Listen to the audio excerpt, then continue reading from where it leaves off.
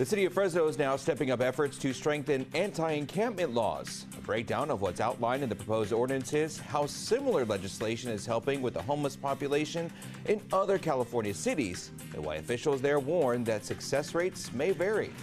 The clock is ticking for lawmakers on Capitol to compromise on a health care bill, with the deadline for the expiration of the Affordable Care Act subsidies fast approaching. Impacts 100% of Americans. Their version would impact 7% of Americans, and it would cost taxpayers $350 billion. We fight like mothers for all the children of this country, and that's why we are here. Because in 15 days, if we do nothing, affordable health care will vanish. What's outlined in the bill, House GOP members recently advanced, and why millions of Americans will likely face sticker shock come January 1st as lawmakers prepare for their holiday recess. Next year, you will also see the results of the largest tax cuts in American history.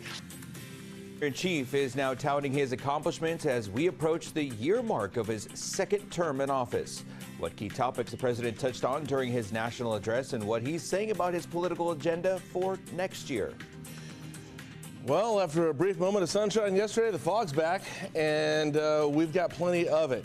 Dense fog advisory in full effect, but another chance of some good rain on the way in time for the holidays. Details coming up in your Great Day forecast.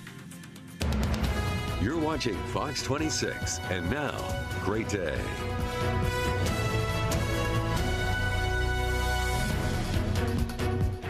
Good morning. We begin this 5 o'clock hour with a look at fog coverage around the valley. I think we should be used to this by now. You're looking live at Highway 41 at Bullard Avenue in Fresno, Highway 99 at Floral Avenue in Selma.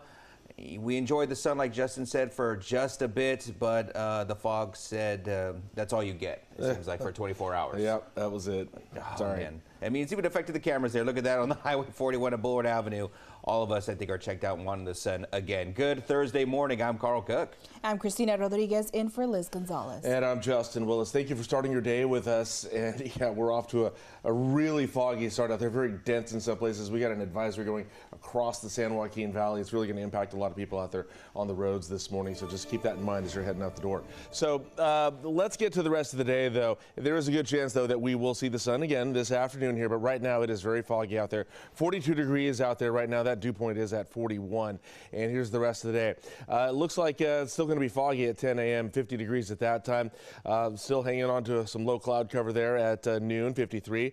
5 o'clock, things should be clear for the most part there. So fingers crossed on that. We haven't had much luck with the sun except for yesterday. So we're looking at things clearing up, though, for us this afternoon there. 53 for you at 5 o'clock. All right, coming up, your next weather maker. All right, so we'll talk a little bit more about the fog that's impacting us today. But next week, we have a lot of rain and a lot of snow making its way to town for the holidays here. Details coming up.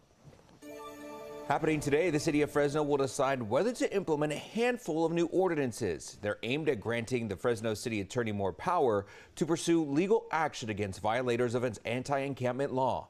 Removing a shopping cart from private business property, taking someone else's trash bin, or camping in public spaces. These are actions that could soon land you behind bars if you're caught in Fresno. The proposed ordinances are part of the city's plan to strengthen enforcement of its anti-encampment laws. Cities like Fremont in the Bay Area and Palm Springs in Southern California already have similar ordinances on the books. Officials in both cities say that these have helped keep their communities clean and safe, but do acknowledge results can vary from city to city. You're right. Not every solution is going to be the same for every city, but the principles of leverage and deterrence are what needs to be implemented. That will help reduce the overall population, but it needs to be done so in a thoughtful way, protecting the civil rights of people, but at the same time being determined and very direct with people that you're not going to live any way you want to in our city. According to Chief Mills, the ordinance has reduced Palm Springs' unhoused population from about 500 people to roughly 80. Penalties to some of the ordinances. So, for example, if you're caught with someone else's trash can, that'd be considered a misdemeanor, and you could get charged with a $1,000 fine or even up to 6 months in jail. Let's take a live look now at the Fresno Yosemite International Airport with some more foggy conditions again, where city leaders unveiled the largest expansion of the airport's history. The project is designed to keep up with record passenger growth and make flying out of Fresno easier than ever. The nearly 95,000 square foot terminal expansion, known as FAT Forward, adds more gates, larger boarding areas, and an expanded TSA checkpoint. Mayor Jerry Dyer says the project's timing isn't an accident. In 2024 alone, the airport served more than 2.5 million passengers, the highest number in its history. We don't want people driving to San Francisco or LA or anywhere else to take a flight. We want them flying out of Fresno. And in order to do that, you have to have convenient parking, adequate parking, and you got to have frequent flights to multiple destinations, and they have to be direct flights. The $150 million project is funded through federal grants and airport revenue, not city general funds. Officials say the expansion positions Fresno as a growing regional hub with more direct flight options and room to meet future demand. All right, time is 5:05 now, and yeah, we got the fog going on out there pretty good right now. You just saw that look at the airport, very foggy out there for us this morning here. In fact, we're down to 1/8 of a mile visibility in the Fresno area right now. Very thick, very dense out there in a lot of places in Fresno County there. Everybody else catching up though, and they'll likely get there. Up in Modesto, they're at 1/4 mile, just 1.75 miles though in Merced and Madera. South Valley, not really seeing a whole lot of fog at this hour, but we are keeping an eye on this to see how things go. But there is a dense fog advisory in effect for the entire San Joaquin Valley here, and it does go from Merced County all the way well into Kern County there, really impacting that 99 corridor there today. So this is going to be in effect until 11 o'clock this morning here. Very likely we get another round of fog tomorrow there, but for today, this dense fog expected to, the advisory expected to expire about 11 o'clock this morning. Okay, so more fog here. We should see the sun this afternoon, by the way. But now we're going to turn our attention to some rain here. We've had a change in our weather patterns here. We still had some high pressure kind of hanging on. Much of that impacting the South Valley there. They can see a little bit more sun in the South Valley today. But we do have this mixed front here, kind of separating thing. We got cold air here, warm air here, and the mixture of those two things is going to create some instability for us here. But after that, we got this atmospheric river still really impacting Oregon and Washington State there. And we're going to start to see our own round of rain next week here. This weekend, we might see some sprinkles here and there, maybe up in the higher elevations. But as you see this atmospheric river here going up into the northwest, we get some of that working its way to us Friday afternoon there, getting up into the Bay Area there and the northern part of the Sierra Nevada mountains there. Not much happening our way that day until we get to Monday there, where things really start dropping down with this atmospheric river. And then it'll really start hitting us, looks like Tuesday night there. This is, look at all this. We got some heavy stuff happening there. The coastline's going to get battered that day, and then we got snow going in the higher elevations there. We're looking at about the 8,000 to 9,000 foot level on some of this snow next week there. Likely dropping down, though. We're getting very heavy at times. Look at Wednesday morning there. It is going to be very heavy there, taking aim there at Santa Barbara County there, and then coming north up into Fresno, and then the Sierra Nevada getting a lot of snow. They are expecting about 2 feet of snow up there, by the way. In those higher elevations next week there. So that's Wednesday. That's Christmas Eve, right? And it's likely going to be raining throughout the day for us on Christmas Eve.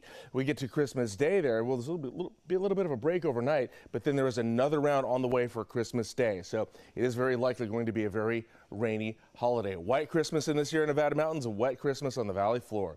Today's high, it is going to be 56 out there for us today. We're going to drop down to 50 tomorrow, and then we're at 54 on Saturday.